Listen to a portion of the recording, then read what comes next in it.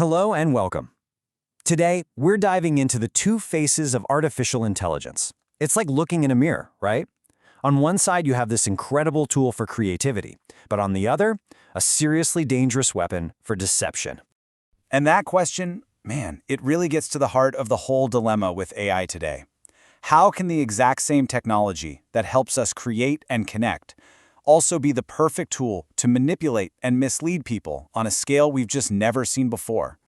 So let's start with the bright side, the creative part. We're going to look at how AI has pretty much become a grandmaster at engineering engagement. Grabbing our attention, which is basically the most valuable currency there is on the internet. To really get a grip on AI's power here, you first have to understand the social media hook. This is that make or break moment. It's the first line, the first image, the first 3 seconds of a video. It's that split second that decides if you stop scrolling or just keep on going. But here's the thing. These hooks aren't random, not at all. They are precision-engineered psychological triggers. They create these little curiosity gaps that our brains are just desperate to fill. They hit emotional nerves that make us want to react, or they use social proof, showing that lots of other people liked it, to make us feel like we're missing out. And this is where AI, especially a model like ChatGPT, just blows the doors wide open. Instead of asking it for, some generic ideas, you can actually teach the machine to become a world-class expert at creating these very specific, psychology-driven hooks. And you know what? It's surprisingly easy to do. It's basically a 3-step process. First, you tell the AI what kind of expert you want by asking for some descriptive words. Second, you use those words to write a prompt that kind of summons that expert persona into existence. And finally, you just start a new chat with that prompt. And just like that, you're not talking to a generic bot anymore, you're talking to a super focused specialist. And what you get, well, it's incredible. You're not just asking a machine about a car problem. You're bringing to life this old school gearhead who can give you that deep, nuanced advice that you just can't get from a manual. This is what it means to use AI as a real creative partner. Okay, so that's what's happening right now. But what about tomorrow? This whole idea of specialized AI is growing up fast. It's moving way beyond just text. We are right on the edge of AI agents that are going to completely change how we work. I mean, think about that for a second. This is a total game changer. The next wave of AI isn't just going to write an email for you. No, it's going to open your email program, type out the message, find the right file to attach, and then actually hit send. It'll be using your software just like a person would.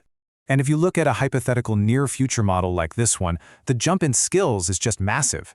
The ability to actually use a computer on its own, a huge boost in something like spreadsheet accuracy, and a big drop in the hallucination rate, when it just makes stuff up.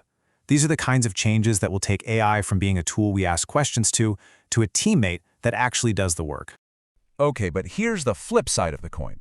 This is where our story takes a dark turn. Because the very same deep learning tech that gives us these amazing creative partners, well, it also holds a much, much darker potential. One that could tear apart the very idea of a shared reality.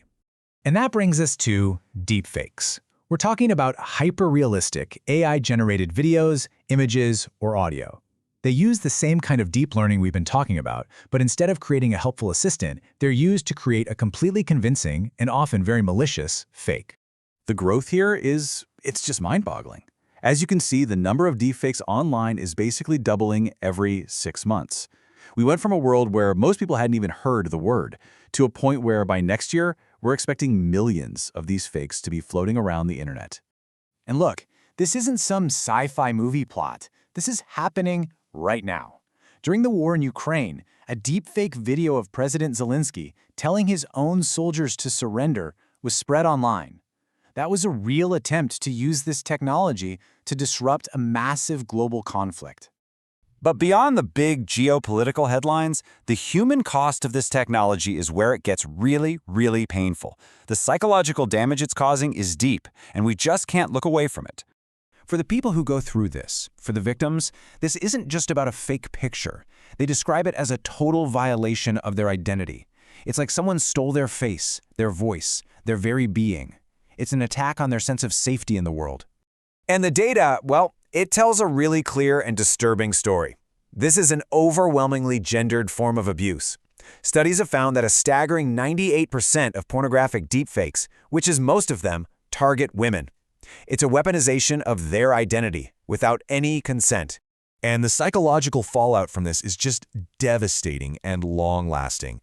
Victims report incredible levels of anxiety, PTSD, a total loss of control over who they are. It forces so many people, especially women, to just retreat from their online lives, terrified to even share a photo because of how it might get twisted and used against them. So, wow. After all that, you have to ask, what on earth do we do now? Faced with this kind of reality, how do we even start to fight back and try to rebuild some trust in what we see and hear online? This is a really tough spot to be in. We have to build what experts call digital resilience. Basically, the skills and the tools to be critical about what we see. But at the same time, we have to be so careful not to fall for the liar's dividend. That's the scary place where things get so cynical that bad actors can just dismiss real evidence by saying, "Oh, that's just a fake." The way forward really has to be a three-pronged attack. First, we need better technology, smarter software that can detect and label fakes. Second, we need stronger legislation with actual serious consequences for people who create this stuff maliciously. And third, and maybe most importantly, we need widespread education to give everyone the critical thinking skills to navigate this new world.